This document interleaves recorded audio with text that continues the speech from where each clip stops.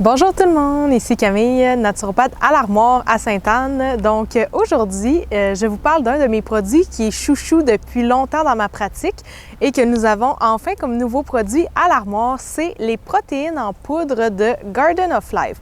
Donc ces protéines-là, en fait, qu'est-ce qui font qu'elles se distinguent des autres protéines? C'est que premièrement, elles sont biologiques et en plus, c'est des protéines qui ont été germées et dans laquelle on a rajouté aussi des probiotiques et des enzymes. Donc, ce que ça veut dire de façon simplifiée, c'est qu'elles sont beaucoup plus faciles à digérer.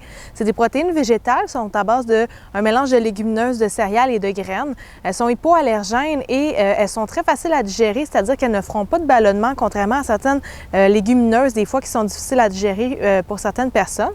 Puis, c'est des protéines aussi qui conviennent bien aux gens qui ont des troubles digestifs. Par exemple, des gens qui ont de la difficulté comme avec, par exemple, maladie de Crohn ou des problèmes d'intestin, d'habitude, ils ne sont pas capables de digérer des protéines en poudre. Mais celles-là, elles vont très bien passer parce qu'il y a eu un procédé vraiment pour simplifier la digestion. Donc, je les aime vraiment beaucoup. Et en plus, elles goûtent très bon parce que des fois, les protéines, elles goûtent particulièrement la stevia ou des arrière-goûts spéciaux. Celles-là, elles s'intègrent super facilement dans les recettes. Et là où je veux en venir, c'est pourquoi on prendrait une protéine en poudre dans notre quotidien. En fait, c'est que la protéine, elle va nous permettre d'aller équilibrer un peu les proportions dans nos recettes. Parce que souvent, on va faire des boules d'énergie, des smoothies. Dans notre déjeuner, on va se faire un granola avec du yogourt, des fruits. On va se faire un végé pâté, un potage, mais c'est toutes des choses qui ne contiennent pas vraiment de protéines. Donc, ça fait qu'il va avoir un ratio glucides-protéines déséquilibré.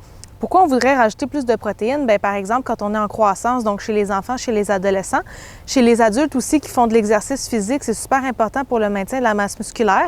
Chez les adultes vieillissants, on a démontré aussi que les protéines étaient très importantes pour le maintien de la masse musculaire. Donc, les protéines, en fait, sont super importantes dans notre alimentation en général. Puis pour les personnes qui sont végés aussi, c'est plus difficile des fois d'aller chercher nos protéines, par exemple, dans un déjeuner. Tu sais, une toast avec la confiture, il n'y a pas nécessairement de protéines là-dedans.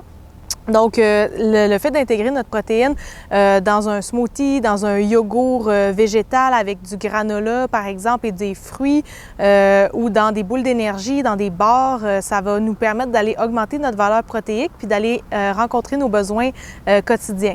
Il y a plusieurs recettes sur mon site web aussi qui vous permettent de comprendre un peu comment intégrer la protéine. Souvent, en fait, les gens, ils savent pas trop le ratio.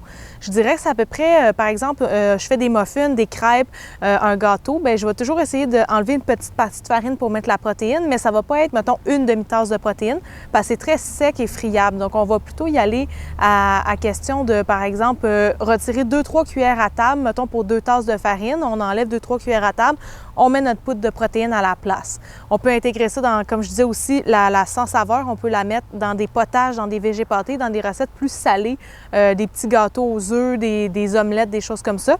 Puis la protéine vanille, celle-là, bien, on peut l'intégrer plus dans des collations sucrées, des desserts, des muffins. Ça va vraiment aller donner un goût intéressant, puis augmenter la valeur de ce qu'on consomme.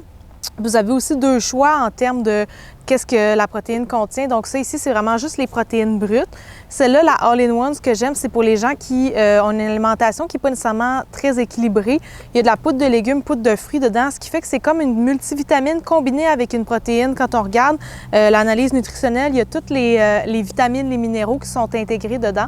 Fait que c'est vraiment intéressant. C'est sûr, ça ne remplace pas des saines habitudes de vie, mais dans une période de transition où on mange un petit peu moins bien ou durant l'hiver ou des choses comme ça, ça peut être vraiment intéressant. Puis, petite parenthèse, qu'on a aussi une protéine qu'on avait déjà, que j'aime beaucoup aussi, c'est la protéine de chanvre, qui est une protéine locale, qui est faite à Cap-au-Renard. Donc, ça aussi, c'est le fun. La protéine de chanvre, elle a un goût un petit peu plus particulier. Tu sais, elle n'est pas assaisonnée nécessairement, mettons, à la vanille, mais on peut l'intégrer dans certaines recettes aussi de desserts, de muffins, de smoothies. Donc, on peut faire des variantes comme ça entre nos protéines. Donc, voilà, si vous avez des questions, bien, passez en magasin, puis ça nous fera plaisir de vous conseiller. Bonne journée!